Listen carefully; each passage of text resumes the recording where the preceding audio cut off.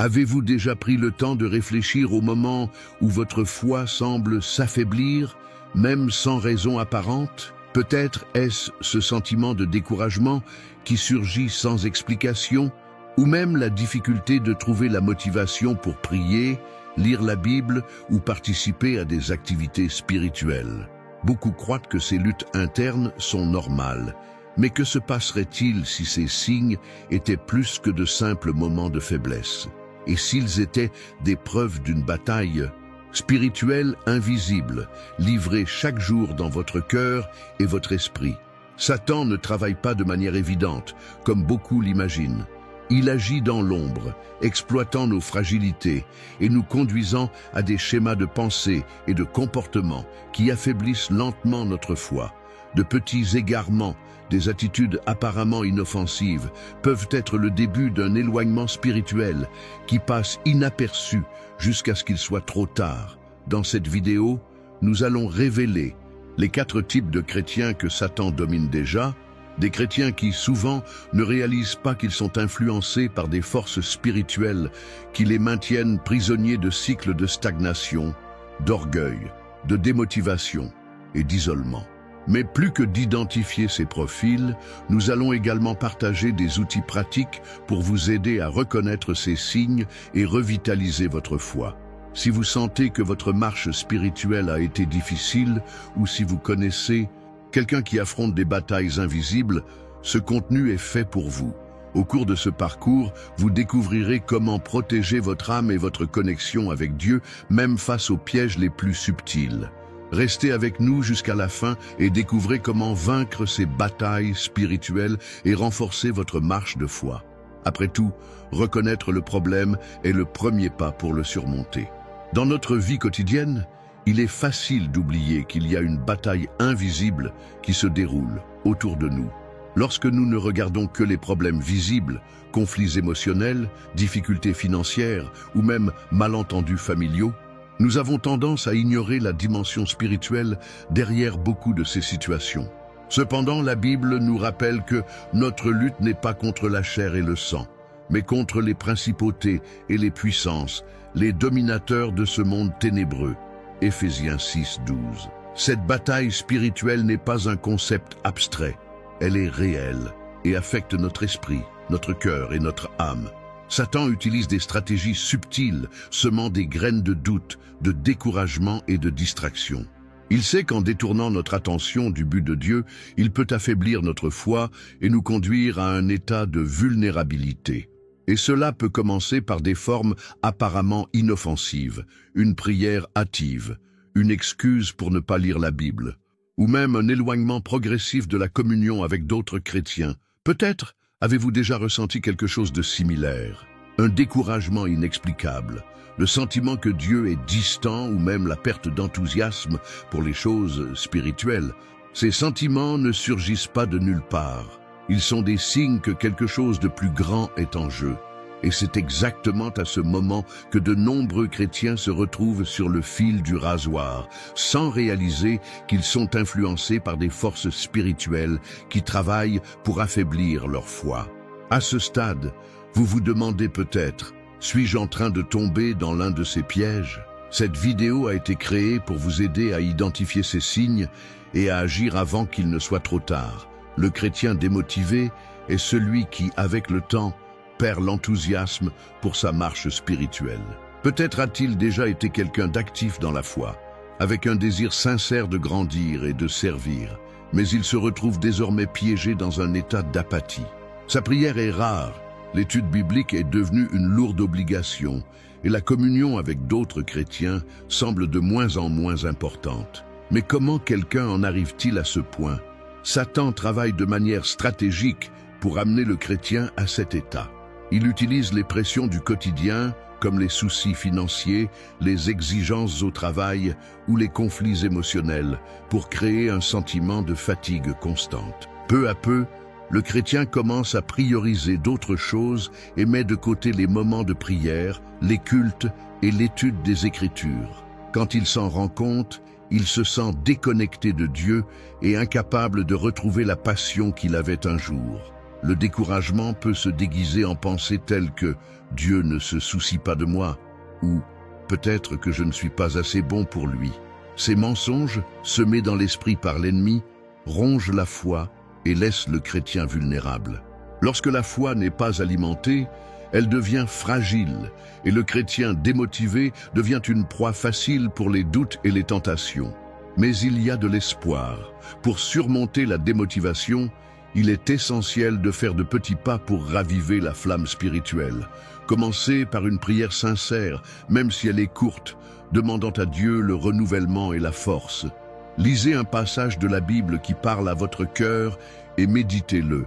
Impliquez-vous à nouveau dans une communauté de foi, même si cela semble difficile au début. Chaque petit pas est un mouvement vers le but de Dieu et loin des pièges de Satan. Peu importe où vous en êtes dans votre marche, il y a toujours un chemin de retour vers Dieu. Le chrétien orgueilleux est celui qui, consciemment ou inconsciemment, se place sur un piédestal spirituel. Il croit qu'il est au-dessus des autres, que sa vie de foi est exemplaire, et c'est pourquoi il juge ceux qui ne sont pas au même niveau.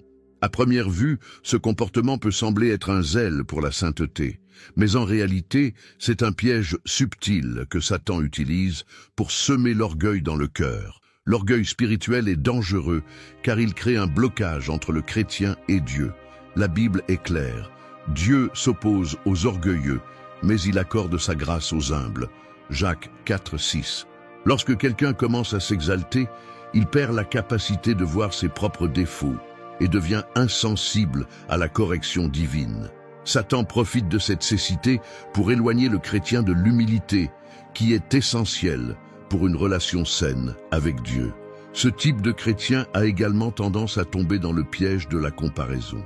Il mesure sa spiritualité en se basant sur les erreurs des autres, pensant « au moins, je ne fais pas ça » ou « ma foi est plus forte que celle de cette personne ».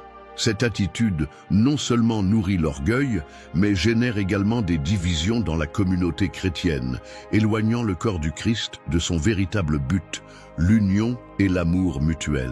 Pour vaincre l'orgueil spirituel, il est nécessaire de cultiver l'humilité.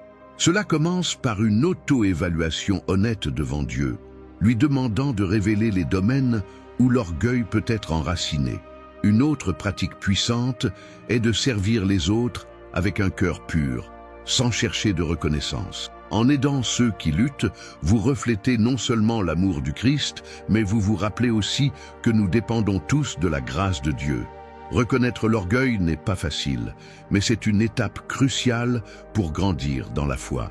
Le chrétien accommodé est celui qui s'est arrêté dans sa marche spirituelle. Il maintient une routine religieuse, mais sans croissance réelle ou but renouvelé.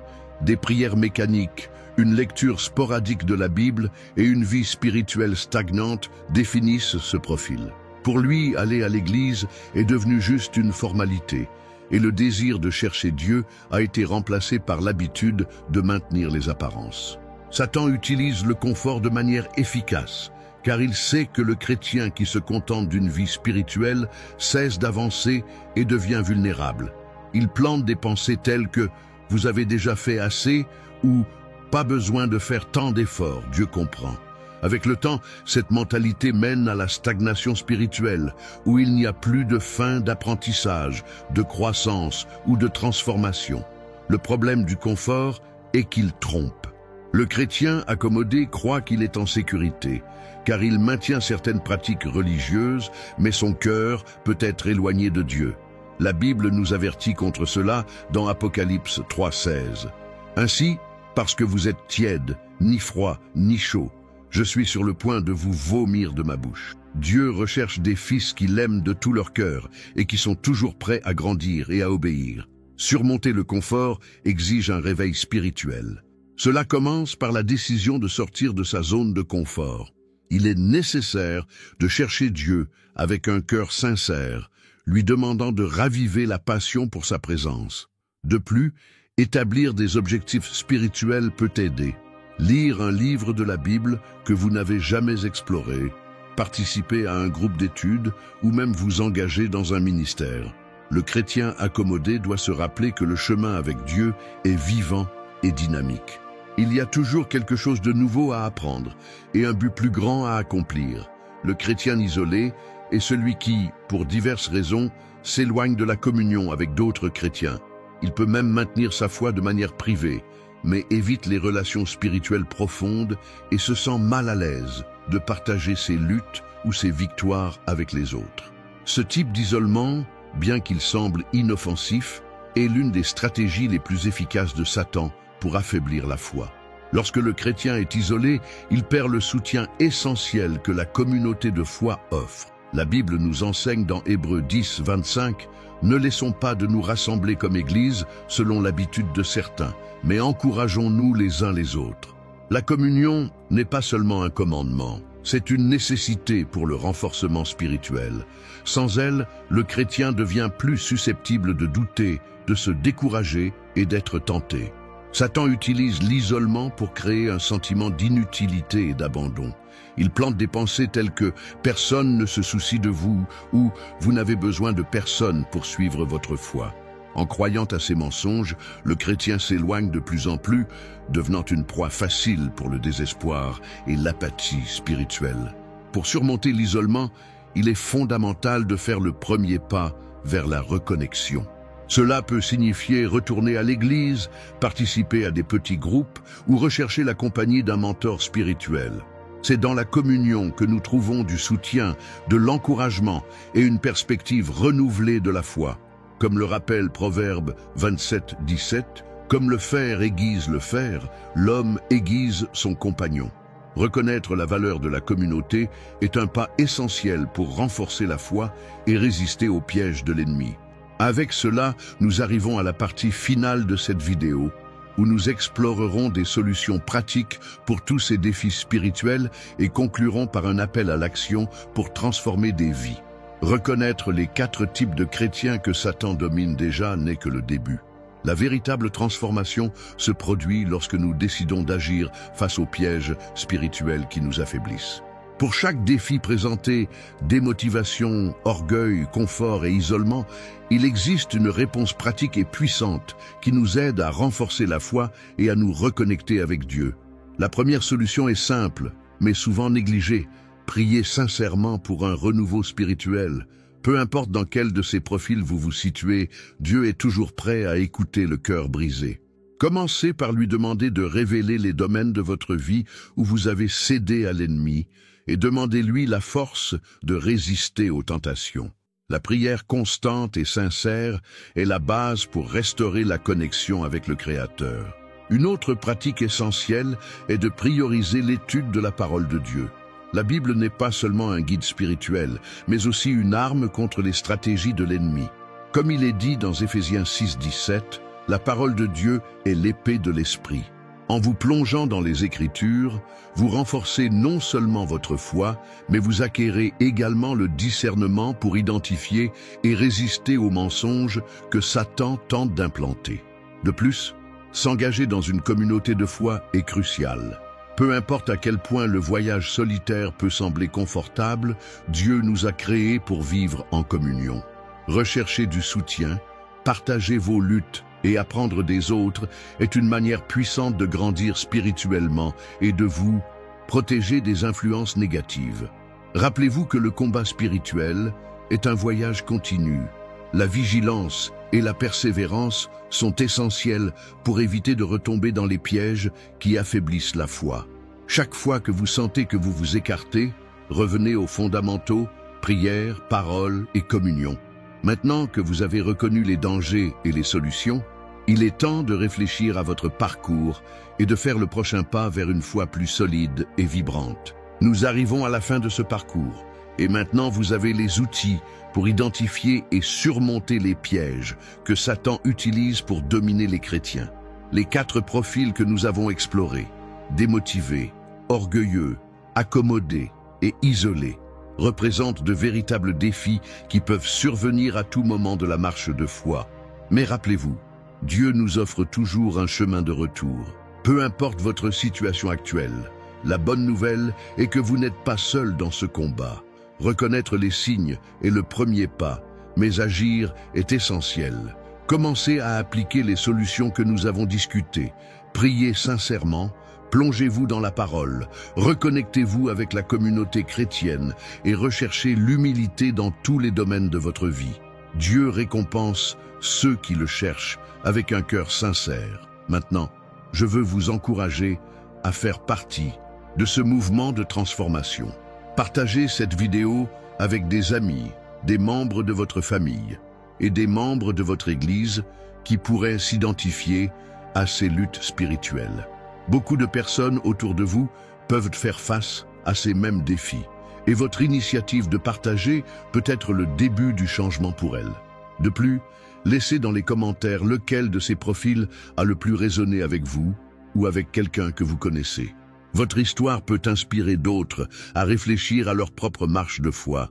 N'oubliez pas de vous abonner à la chaîne et d'activer les notifications pour continuer à recevoir des messages qui édifient votre vie spirituelle. Rappelez-vous, chaque petit pas vers Dieu est une victoire sur les stratégies de l'ennemi. Ne vous laissez pas dominer. Votre foi est précieuse et Dieu désire que vous viviez pleinement en communion avec lui. Avec force et détermination, vous pouvez vaincre n'importe quelle bataille spirituelle et rester ferme dans le but qu'il a pour votre vie.